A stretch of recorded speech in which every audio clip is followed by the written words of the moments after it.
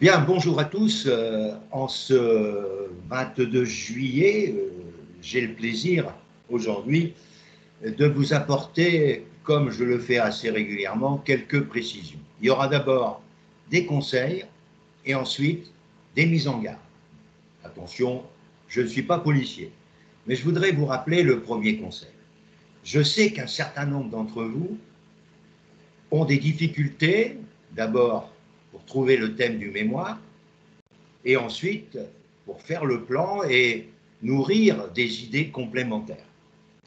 Vous avez à votre disposition des informations formidables qui sont celles publiées par les catalogues des organismes de formation qui évoquent dans leur programme des plans d'intervention qui correspondent pour la plupart à plus ou moins des éléments proches d'un de vos mémoires. Je prends l'exemple vécu récemment pour la mise en place de la loi Pacte. Deuxième exemple, la mise en place d'une SPE. Troisième exemple, la mise en place de l'examen de conformité fiscale. En regardant les différents programmes des principaux organismes, comme je vais vous les citer, Elegia, Ségos, Francis Lefebvre, Formation, qui s'appelle également Studi, S-T-U-D-Y, et Revue fiduciaire Formation, j'ai obtenu des catalogues qui correspondent à des plans tout faits et quelquefois, ces mêmes plans peuvent renforcer vos idées au moment où vous rédigez le mémoire. Je prends l'exemple d'une candidate qui aurait la SPE.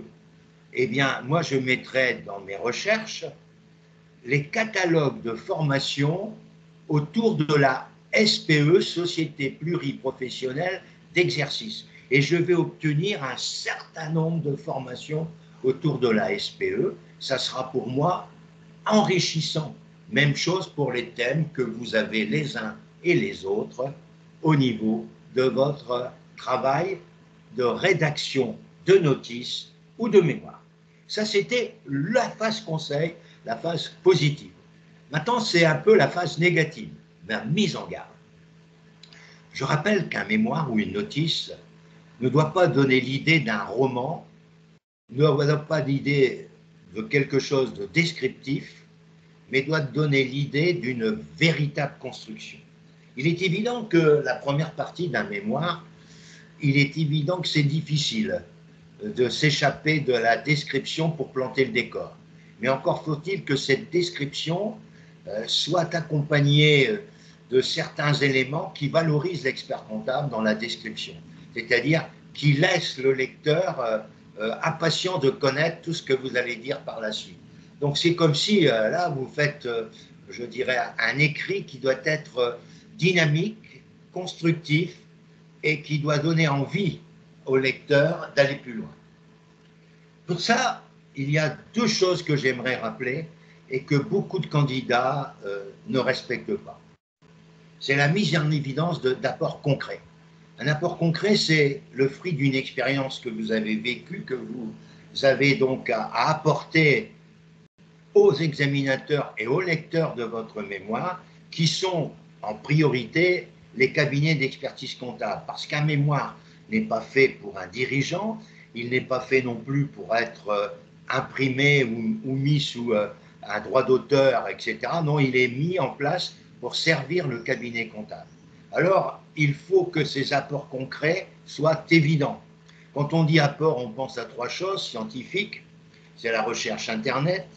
Technique, c'est tous les aspects comptables, fiscaux qui peuvent être utilisés dans toutes les entreprises, qu'elles aient ou non un service comptable ou qu'elles aient ou non un commissaire aux comptes ou un expert comptable. Le service comptable doit respecter éventuellement les aspects techniques de la profession. Puis après, c'est le troisième aspect qui est le plus important pour le candidat au mémoire, c'est l'asport professionnel, qui est l'apport pour les cabinets comptables. Et ça, c'est quand même relativement indispensable. Donc les apports concrets, et attention de ne pas confondre description et construction.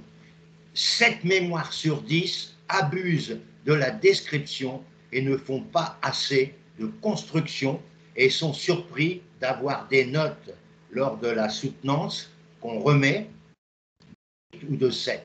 Ça, c'est quand même relativement, je dirais, important.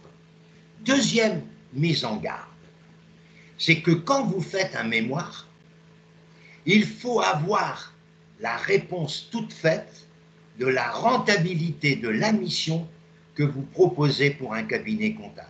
Si vous n'avez pas de réponse, comment votre étude peut-elle être intéressante pour un jury s'il n'y a aucune rentabilité? Faites preuve d'empathie, mettez-vous à la place de celui qui vous lit et qui ne trouve aucun intérêt pour rentabiliser une mission. À vous de trouver les moyens de démontrer la rentabilité de cette mission. Et comment trouver le moyen le plus simple? Le moyen le plus simple, c'est de dire, et j'espère que c'est le cas pour vous, parce que moi je suis un fanatique de la comptabilité analytique, qui permet de mesurer mon prix de revient, et quand j'ai le prix de revient de mes interventions, j'ai les moyens de fixer le prix de vente. Je ne suis pas un bénévole quand je suis expert comptable dans mon cabinet, je suis souvent bénévole en dehors du cabinet, puisque je fais partie d'associations au niveau du sport, dans lesquelles je donne tout ce que je sais sans aucune rémunération. Donc ne confondez pas le bénévole que vous êtes en tant que personne civile et l'expert comptable que vous voulez être. Donc il faut absolument démontrer la rentabilité de cette mission.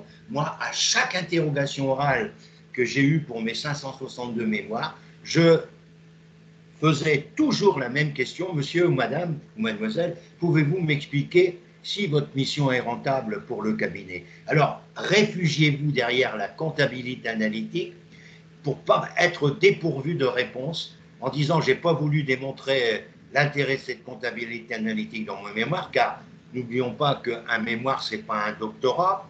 Nous avons 100 pages pour exposer notre technique. Je savais qu'il y avait une soutenance et je savais éventuellement que j'allais avoir cette question, et je vous rassure que nous avons une comptabilité analytique qui nous permet de gagner de l'argent.